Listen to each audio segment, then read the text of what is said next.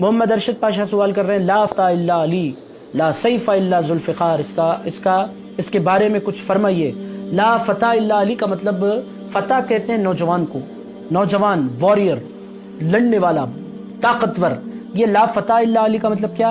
कोई ताकतवर नहीं, कोई जवान नहीं, इल्ला अली, अली के अलावा कोई जवान नहीं। ये कब कहा जाता था? जब मौला अली मैदान जंग में उतर जाया करते थे, तो जब उनकी तलवार चलती थी तो सारे सहाबा की जबान पर ये जुमला आ जाया करता था कि हम में अगर कोई वॉरियर है, हम में कोई बहादुर है, और हम में अगर कोई वाकई जवान कहलाने का मुस्तहिक है तो वो अली शेर खुदा हैं। ला फता इल्ला अली, फतह अली के अलावा कोई फतह नहीं। इसका मतलब नहीं कि दीगर नौजवान नहीं थे, मतलब यह है कि उनकी अजमत को उजागर करने के लिए अली जैसा नौजवान हम में कोई नहीं पाया जाता, अली जैसा बहादुर हम में कोई नहीं पाया जाता। और ये एक अटल हकीकत है, और ये एक ऐसा फैक्ट है जिसका कोई इनकार नहीं कर सकता कि मौला अली को अल्लाह ने जैसी ताकत अता फरमाई थी, वैसी ताकत अल्लाह ताला ने पूरी कायनात में पैगंबरों के अलावा किसी को अता नहीं फरमाई।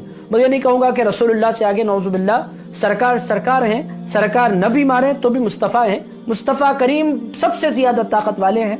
मगर ला फता इल्ला अली का मतलब यह है कि नबी के बाद अगर किसी के पास ताकत पाई जाती है, कुव्वत पाई जाती है, लड़ने का ढंग पाया जाता है, अंदाज पाया जाता है, बहादुरी अगर कोई किसी की मिसाली है, ला फता इल्ला अली, अली के अलावा कोई फतह नहीं, कोई नौजवान नहीं।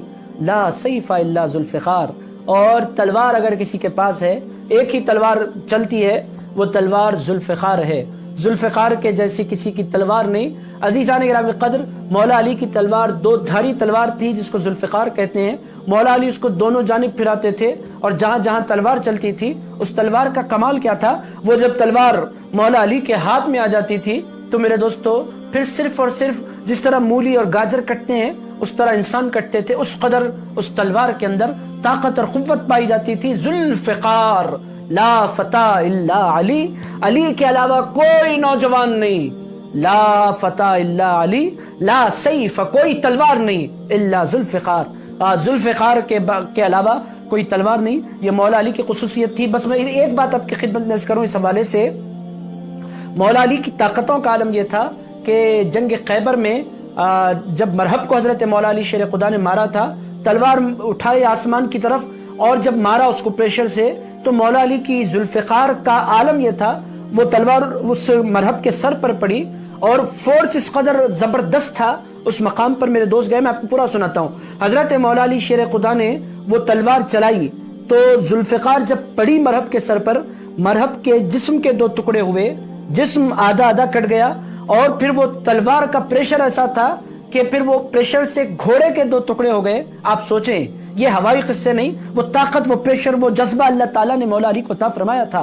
फिर वो घोड़े के दो टुकड़े हुए, और जिस प्रेशर से मौला अली ने मारा था, जिस्म को काटते हुए, घोड़े को काटते हुए वो तलवार जमीन पर पड़ी, जमीन पर तलवार पड़ी, तो इस कदर प्रेशर से वो तलवार पड़ी थी कि वहां से चश्मा उबल पड़ा। और आपकी हैरत के लिए मैं आपकी खिदमत में अर्ज़ करूं कि खैबर में आज भी वो चश्मा मौजूद है, आज भी 1400 साल गुजर जाने के बावजूद भी।